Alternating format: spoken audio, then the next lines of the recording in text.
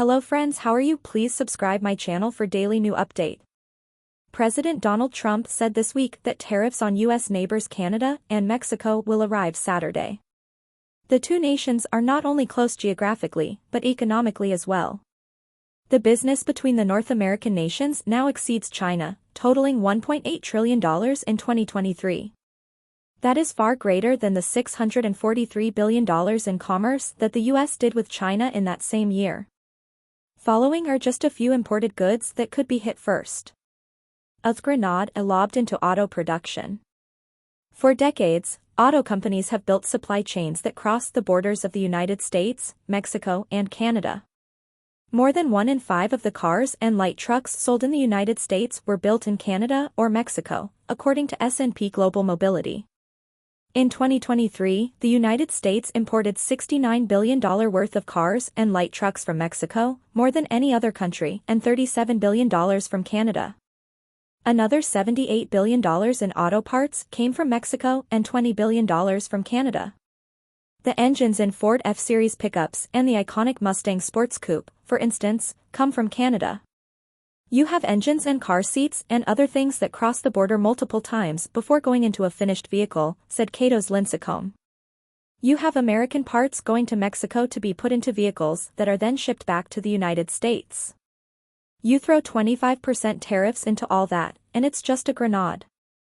In a report Tuesday, S&P Global Mobility reckoned that importers are likely to pass most, if not all, of this cost increase to consumers. TD Economics notes that average U.S. car prices could rise by around $3,000. This at a time when the average new car already goes for $50,000 and the average used car for $26,000, according to Kelley Blue Book. Higher prices at the pump. Canada is by far America's biggest foreign supplier of crude oil. From January through November last year, Canada shipped the U.S. $90 billion worth of crude, well ahead of number 2 Mexico at $11 billion. For many U.S. refineries, there's not much choice. Canada produces the type of crude oil that American refineries are geared to process, Lincecum said. It's a heavier crude. All the fracking and all the oil and gas we make here in the United States, or most of it, is a lighter crude that a lot of American refineries don't process, particularly in the Midwest. Trump said Thursday that he hasn't yet decided whether to include Canadian and Mexico oil in the tariffs he still plans impose Saturday. If he did tax Canadian oil imports, Lincecum said, how the heck does that shake out? My guess is that it shakes out just through higher gas prices, particularly in the Midwest. TD Economics figures that Trump's tariffs could push up U.S. gasoline prices by 30 cents to 70 cents a gallon. Trouble in Margaritaville. Tariffs would raise the price for those raising a glass of tequila or Canadian whiskey. In 2023, the U.S. imported $4.6 billion worth of tequila and $108 million worth of mezcal from Mexico, according to the Distilled Spirits Council of the United States, a trade group. The U.S. imported $537 million worth of Canadian spirits, including $202.5 million worth of whiskey. Canada and Mexico were also the second and third largest importers of U.S. spirits in 2023, behind the European Union, the Council said. The Council said the U.S. is already facing a potentially devastating 50% tariff on American whiskey by the European Union, which is set to begin in March. Imposing tariffs on Mexico and Canada could pile even more retaliatory action on the industry. Chris Swanger, the Council's president and CEO, said he appreciates the goal of protecting U.S. jobs. But tequila and Canadian whiskey, like Kentucky bourbon, are designated as distinctive products that can only be made in their country of origin.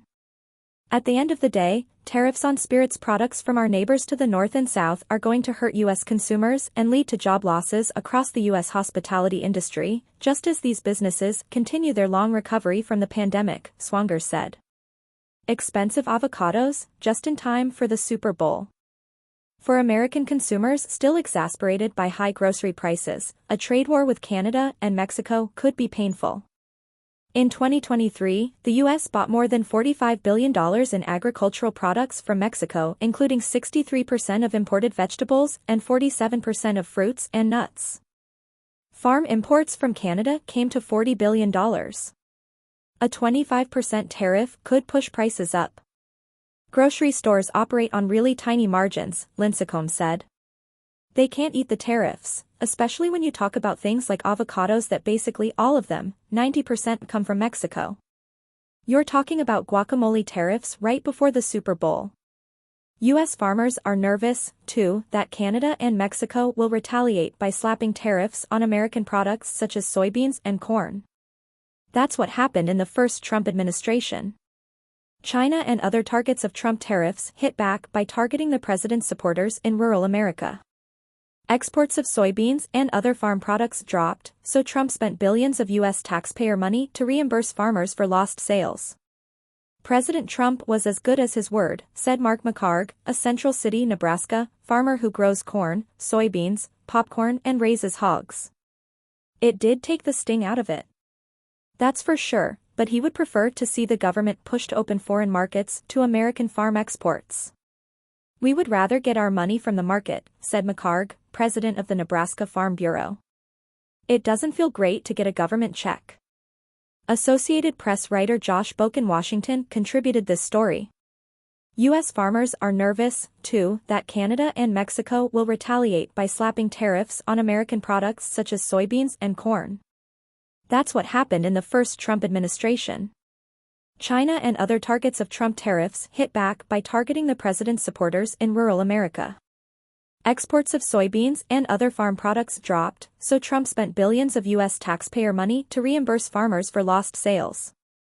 President Trump was as good as his word, said Mark McHargue, a Central City, Nebraska, farmer who grows corn, soybeans, popcorn and raises hogs.